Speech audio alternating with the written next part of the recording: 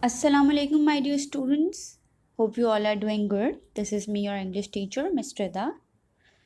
So, today we are going to read Unit 9, that is Adventure with Sharks. But before we start reading, let's recite dua first. Qala rabbi shrah li sadri wa yassir li amri wa halul uqdatam min lisani yafqahu qawli. So, students, before starting the chapter, what you all have to do is you have to browse common characteristics of fish and write it down on a colored sheet with the help of your parents. You have to browse the characteristics. आपको internet से जो है 5 common characteristics निकालने हैं fish के, और वो आपको अपनी पेरेंट के हेल्प की ऑब्वियसली ज़रूरत पड़ेगी, क्योंकि you have to take help from the internet.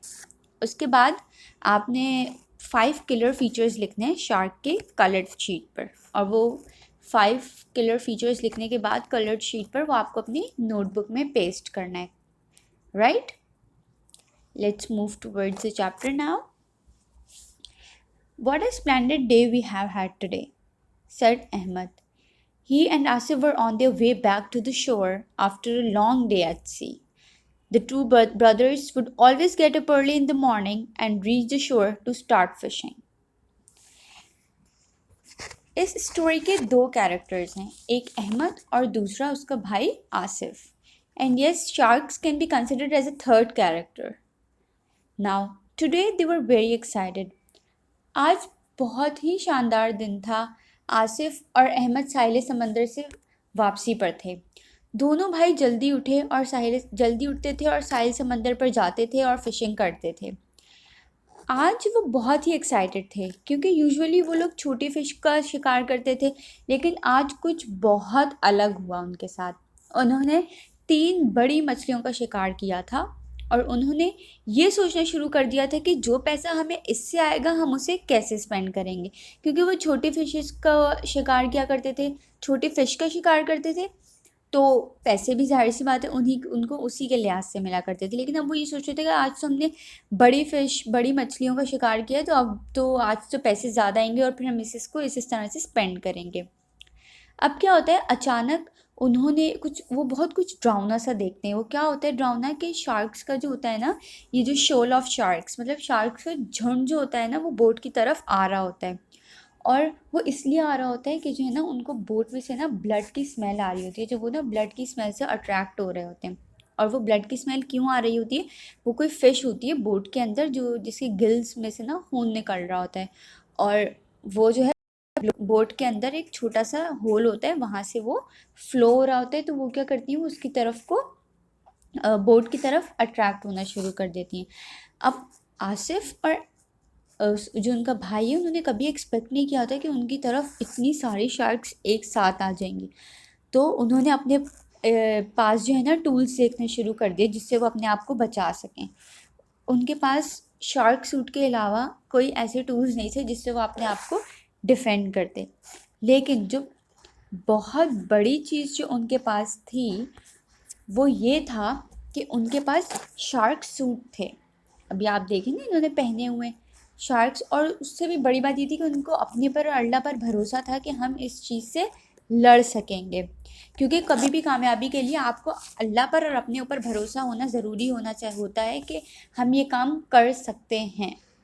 तो उन्होंने अपने शार्क सूट पहने, और जैसे जैसे शार्क्स करीब आ रही थी तो उन्हें रियलाइज़ हुआ कि there were more than 7 sharks.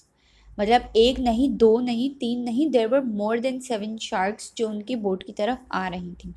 जैसे ही पहली शार्क बोट के करीब आई, अहमद ने मस्तूल फेंका. मस्तूल जैसे Ahmed hurled a mast with a sharp and.